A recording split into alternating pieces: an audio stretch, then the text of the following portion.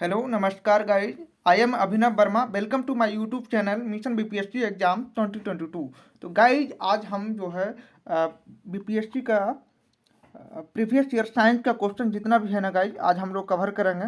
सारा previous year question है guys, और हम लोगों ने एक छोटा सा नोट्स बनाया है जो काफ़ी इंपॉर्टेंट है गाइज, और फिर उसके बाद साइंस के रिलेटेड जो भी क्वेश्चन होगा हम लोग कवर करेंगे। तो चलिए गाइज शुरुआत करते हैं। आज का पहला क्वेश्चन है गाइज कि परमाणु ऊर्जा में भारतीय कार्यक्रम के जनक हैं। तो इसका आंसर होगा गाइज एच जे भाभा, है ना। इनका पूरा नाम है गाइज होमी जहांगीर भाभा को भारतीय परमाणु ऊर्जा कार्यक्रम का जनक माना जाता है। और गाइज भारत सरकार द्वारा 1948 ईस्वी में 1948 में जो है परमाणु ऊर्जा की स्थापना की गई। तो दूसरा क्वेश्चन गाइज क्या है, दूसरा क्वेश्चन देखिए कि शीघ्रोत्पादी रिएक्टर है बिजली पैदा करने वाला एक नाभिकीय रिएक्टर जो बिजली उत्पन्न करता है ना। गाइज इसका आंसर होगा ऑप्शन नंबर ए होगा विग्लन प्रक्रिया द्वारा। लेकिन बहुत सारे बुक में गाइज ऑप्शन सी है, जो कि ऑप्शन सी नहीं होगा। इनका आंसर होगा विग्लन प्रक्रिया द्वारा। तो चलिए गाइज अगला क्वेश्चन है। तीसरा क्वेश्चन है गाइज कि अंतरिक्ष विज्ञान पर, है ना, अंतरिक्ष विज्ञान पर अनुसंधान और विकास का श्रेय जाता है। तो इसका आंसर होगा गाइड बी साराभाई को। इसका आंसर होगा गाइड ऑप्शन नंबर बी, है ना, बी साराभाई को। विक्रम साराभाई ने भारत के अंतरिक्ष विज्ञान पर अनुसंधान तथा विकास के लिए अथक परिश्रम किया। और गाइड जो आप डी नंबर ऑप्शन देख रहे हैं ना, सीवी रमन को, इनको रमन प्रभाव के लिए नेबुल पुरस्कार मिला था, है ना। अब अगला क्वेश्चन है गाइड कि वैज्ञानिक अल्बर्ट आइंस्टीन प्रसिद्ध है ना। तो ये है प्रकाश विद्युत प्रभाव के लिए, है ना। ऑप्शन बी हो जाएंगे इनका। और गाइज इनका जो एक जो सिद्धांत दिया है ई बराबर, है ना, ई बराबर mc², ये आइंस्टीन ने ही दिए हैं। तो इसका आंसर हो जाएगा गाइज ऑप्शन नंबर बी, है ना, ये प्रकाश विद्युत प्रभाव के लिए। अगला क्वेश्चन है गाइज कि पैस्चुराइजेशन एक प्रक्रिया है जिसमें इसका आंसर होगा ऑप्शन सी, दूध को पहले बहुत देर तक गर्म किया जाता है और एक निश्चित समय में अचानक ठंडा कर लिया जाता है ना। इसका पैस्चुरीकृत करने के लिए सामान्य तौर पर दूध को जो है 63 डिग्री सेल्सियस पर 30 मिनट तक रखकर शीतलकों द्वारा अचानक 5 डिग्री सेल्सियस तक ठंडा करने पर सभी रोगाणुजनक जीवाणु नष्ट हो जाते हैं। अगला क्वेश्चन है गाइज कि एम्फीबिया बताता है गाइज, ये है जल एवं स्थल दोनों पर ही रह सकने वाले पशु को, है ना। एम्फीबिया उभयचर प्राणी होते हैं। एम्फीबिया जो है गाइज वो उभयचर प्राणी होते हैं जो जल एवं थल दोनों जगहों पर सामान्य रूप में रह सकते हैं। जैसे मेढक और घड़ियाल, ये जल में भी रह सकते हैं और जमीन पर भी रह सकते हैं, मतलब ये दोनों जगह रह सकते हैं, उनको एम्फीबिया बताता है ना। अगला क्वेश्चन है गाइज मलेरिया के संबंध में कौन सा कथन सत्य नहीं है। तो गाइज इसका आंसर होगा ऑप्शन नंबर ए, ये परोपजीवी कीट द्वारा पैदा की जाने वाली बीमारी है, ये गलत है ना। बाकी बात जो दूसरा ऑप्शन है गाइज ये मच्छरों द्वारा फैलाई जाती है, बिल्कुल ये मच्छरों, जो मलेरिया है गाइज ये मच्छरों द्वारा फैलाई जाती है, ये सही बात है। और ये दलदली क्षेत्रों में अधिकतर होता है, ये भी सही है। और गाइज अगला ऑप्शन है कि इसके इलाज में क्लोरोक्विन का उपयोग किया जाता है, बिल्कुल ये सब सही है। लेकिन ये गलत है कि ये परोपजीवी कीट द्वारा पैदा की जाने वाली बीमारी है, ये गलत बात है ना।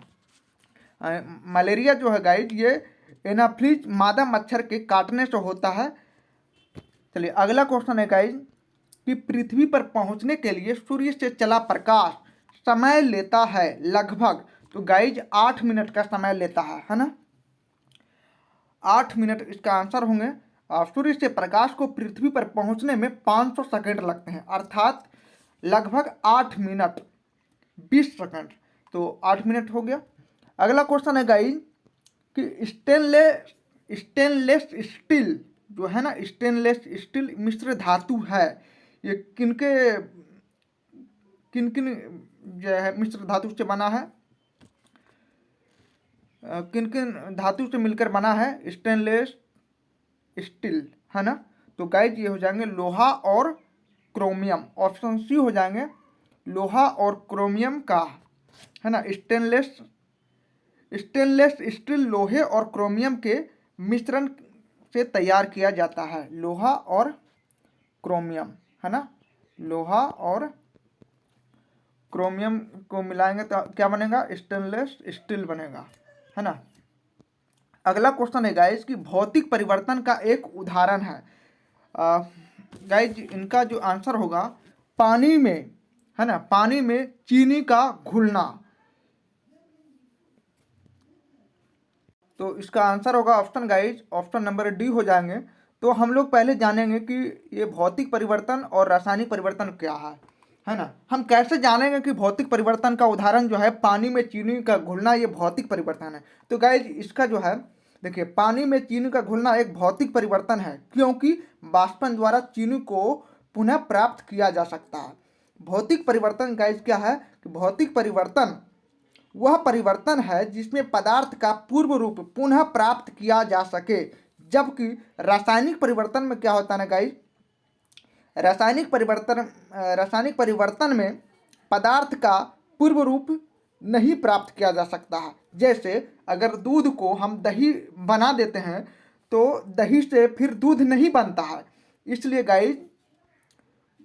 गाइज जो है वो रासायनिक परिवर्तन है ना। लेकिन भौतिक परिवर्तन में क्या है गाइज, अगर हम पानी में चीनी को उसको मिलाते हैं, ये भौतिक परिवर्तन हो गया क्योंकि हम फिर जो है वाष्पन के द्वारा हम चीनी को प्राप्त कर सकते हैं। और रासायनिक परिवर्तन क्या है गाइज, अगर हम दूध को दही बना दिए तो फिर दही दूध नहीं बन सकता है, इसलिए वो रासायनिक परिवर्तन है ना। फिर अगला क्वेश्चन है गाइज, तब तक प्रतिक्रिया नहीं होती जब भाप गुजरती है ऊपर से।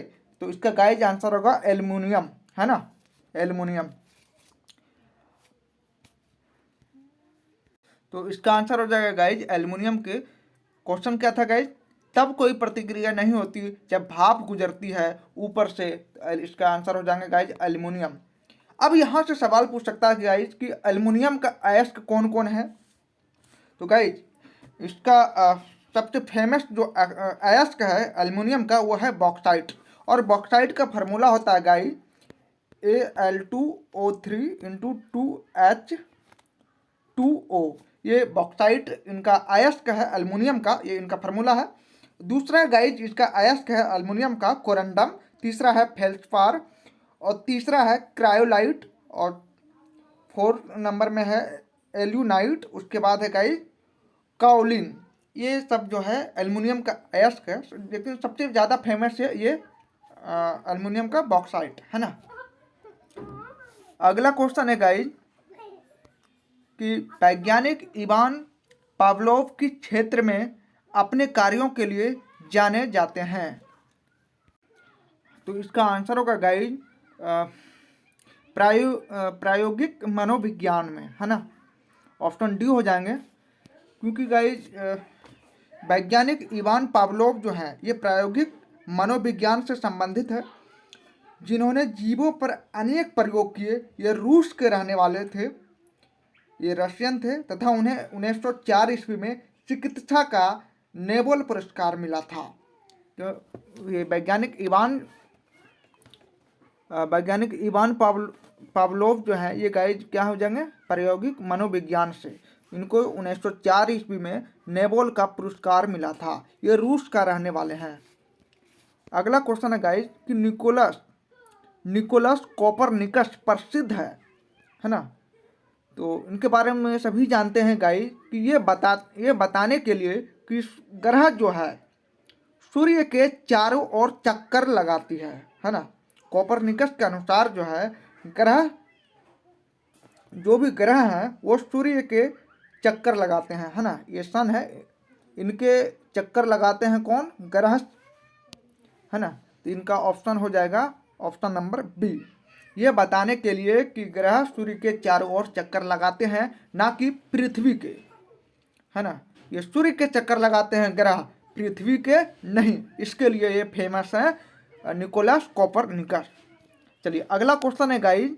हाँ, इसके बाद बस इतना ही क्वेश्चन था, बीपीएससी का प्रीवियस ईयर में पूछा था। अब हम लोगों ने इनका एक नोट्स बनाया है गाइज, तो यहाँ से भी हम लोग शुरुआत करेंगे। इनका पहला क्वेश्चन है कि सूर्य पर ऊर्जा का निर्माण होता है। जो सूर्य पर ऊर्जा का, जो सन एनर्जी है, उनका निर्माण होता है गाइज नाभिकीय संलयन द्वारा, है ना। अगला क्वेश्चन है गाइज कि सितारों में अक्षय ऊर्जा के स्रोत का कारण है हाइड्रोजन का हीलियम में परिवर्तन। अगला क्वेश्चन है गाइज, तीसरा नंबर है गाइज कि इंदिरा गांधी आणविक अनुसंधान केंद्र स्थित है, ये तमिलनाडु में है। अगला क्वेश्चन है गाइज कि विद्युत उत्पन्न करने के लिए कौन सी धातु का उपयोग होता है। तो विद्युत उत्पन्न करने के लिए जो है यूरेनियम धातु का उपयोग होता है ना। उसके बाद 5 नंबर में है गाइज कि भारत का प्रथम परमाणु संयंत्र तारापुर, ये तारापुर वही है जो मुंबई में है ना। 1969 में ये कार्य प्रारंभ किया गया इसमें। अगला क्वेश्चन है गाइज कि परमाणु बम का सिद्धांत आधारित है ना नाभिकीय विखंडन पर परमाणु बम का सिद्धांत, है ना। परमाणु बम का सिद्धांत आधारित है नाभिकीय विखंडन पर, है ना।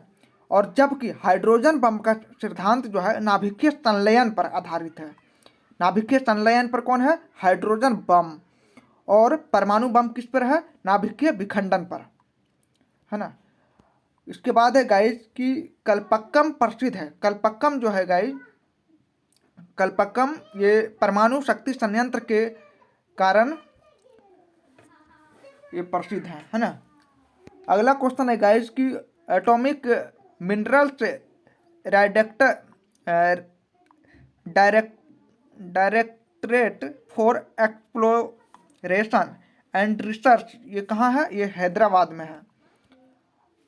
उसके बाद है गाइज कि हरिश्चंद्र रिसर्च इंस्टीट्यूट जो है ये उत्तर प्रदेश के प्रयागराज, है ना, तत्कालीन इलाहाबाद में स्थित है। उसके बाद है गाइज कि Saha institute of nuclear physics जो है गाइज ये कहाँ है? ये कोलकाता में है ना। उसके बाद नरोरा उत्तर प्रदेश में है, और ये नरोरा जो है, नरोरा परमाणु संयंत्र भूकंपीय पेटी 4 में अवस्थित है ना। ये जो नरोरा है भूकंपीय पेटी 4 में अवस्थित है, और जो यहाँ पर कल्पक्कम है ये 2 में है ना, भूकंपीय पेटी 2 में। उसके बाद है गाइज ये काकरापारा गाइज जो है ये गुजरात में है ना। काकरापारा गुजरात में है। ट्राम्बे कहाँ है? ये महाराष्ट्र में है। यहाँ भारत का नाभिकीय अनुसंधान केंद्र यानी कि Bhabha atomic research centre mark स्थित है। अगला क्वेश्चन है गाइज कि नाभिकीय संयंत्रों में ग्रेफाइट का उपयोग किया जाता है। नाभिकीय संयंत्रों में ग्रेफाइट का उपयोग किया जाता है विमंडक की तरह, है ना, विमंडक की तरह। अगला क्वेश्चन है गाइज कि कल्पक्कम में फास्ट ब्रीडर रिएक्टर में कौन सा शीतलक प्रयोग में लाया जाता है? द्रवित सोडियम, है ना, द्रवित सोडियम। जबकि इस रिएक्टर में प्लूटोनियम और यूरेनियम जो है मिश्रित कार्बाइड ईंधन का प्रयोग किया जाता है।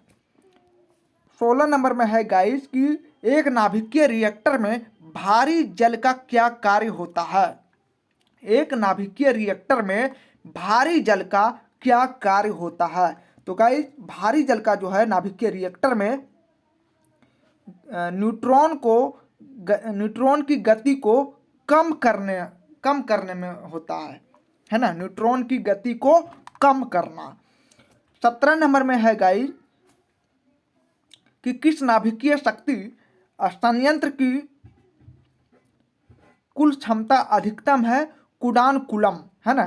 किस नाभिकीय शक्ति संयंत्र की कुल स्थापित क्षमता अधिकतम है, कूडान कूलम। 18 नंबर में है गाइस क्या कि पोखरण नाभिकीय परीक्षण जो कि 18 मई 1974 का आधिकारिक कोड था, स्माइलिंग बुद्धा, है ना। स्माइलिंग बुद्धा जो है ये कोड थे। कब पोखरण नाभिकीय परीक्षण कब हुआ था? 18 मई 1974 का, उसका कोड है स्माइलिंग बुद्धा। अगला क्वेश्चन है गाइस कि पोखरण 2 परीक्षण कब किया गया? ये पोखरण है गाइस, ये राजस्थान में है। ये पोखरण 2 परीक्षण कब किया गया? 11 मई 1998 को, है ना। उसके बाद गाइस हम लोग साइंस की कुछ बातें और जान जाते हैं। पहला है कि सोडियम कार्बोनेट को हाइड्रोक्लोरिक अम्ल से अभिक्रिया में उत्पन्न गैस क्या है? अगर हम सोडियम कार्बोनेट को हाइड्रोक्लोरिक अम्ल से अभिक्रिया जब रिएक्शन करवाएंगे तो कार्बन डाइऑक्साइड यानी CO2 ऑक्साइड होगी, है ना। उसके बाद अमीबा में बाइनरी विखंडन का अलैंगिक प्रजनन होता है। उसके बाद हम लोग जानेंगे गाइस कि प्रकाश संश्लेषण के दौरान बने उत्पाद ग्लूकोज, जल और ऑक्सीजन है। प्रकाश संश्लेषण के दौरान बने उत्पाद ग्लूकोज, जल और ऑक्सीजन है। अगला क्वेश्चन है गाइस कि हीरे के कार्बन परमाणु के बाहरी कोश में मुक्त इलेक्ट्रॉन की संख्या ये 0 है ना। उसके बाद गाइस एक वक्रीय दर्पण जिसमें परावर्तक सतह अंदर की ओर वक्रीय होती है, अवतल दर्पण कहा जाता है। युग्मनक संलयन को अंडे के साथ शुक्राणुओं में एक का संलयन के रूप में परिभाषित किया गया है। अगला है गाइस कि शुष्क लिटमस पेपर पर शुष्क HCl गैस की क्रिया होने पर नीला या लाल लिटमस पेपर अपना रंग नहीं बदलता है ना। उसके बाद हम लोग जानेंगे गाइस कि टाइटेनियम रेडियोधर्मी तत्व नहीं है ना। क्वेश्चन पूछता है गाइस कि रेडियोधर्मी तत्व कौन है या कौन नहीं है, तो यहाँ जान जाइए कि गाइस ये टाइटेनियम है, ये रेडियोधर्मी तत्व नहीं है ना। अगला है गाइस कि आधुनिक आवर्त सारणी में तत्वों को परमाणु संख्या में वृद्धि के आधार पर व्यवस्थित किया गया है। उसके बाद है गाइस कि नाइट्रोजन परमाणु में उपस्थित न्यूट्रॉनों की संख्या 7 है। नाइट्रोजन परमाणु में उपस्थित न्यूट्रॉनों की संख्या 7 है। उसके बाद है गाइस कि विद्युत प्रवाह को मापने के लिए एमीटर यंत्र, है ना, विद्युत प्रवाह को मापने के लिए एमीटर यंत्र का प्रयोग किया जाता है। उसके बाद है गाइस कि आधुनिक आवर्त सारणी की तीसरी अवधि और 8वें समूह में रखे गए नेबल गैस आर्गन है। अस्थायी उत्तक स्क्लेरेनकाइमा, है ना। स्क्लेरेनकाइमा एक पौधे को कठोर और मजबूत बनाता है। किसी एकल आवृत्ति की आवाज़ को टोन कहा जाता है। उसके बाद प्रजनन के लिए फूलों में आवश्यक अंग जो है वो है पुंकेसर और स्ट्रिकेसर। उसके बाद है गाइस कि एक शुष्क सेल में ऊर्जा जो है रासायनिक ऊर्जा के रूप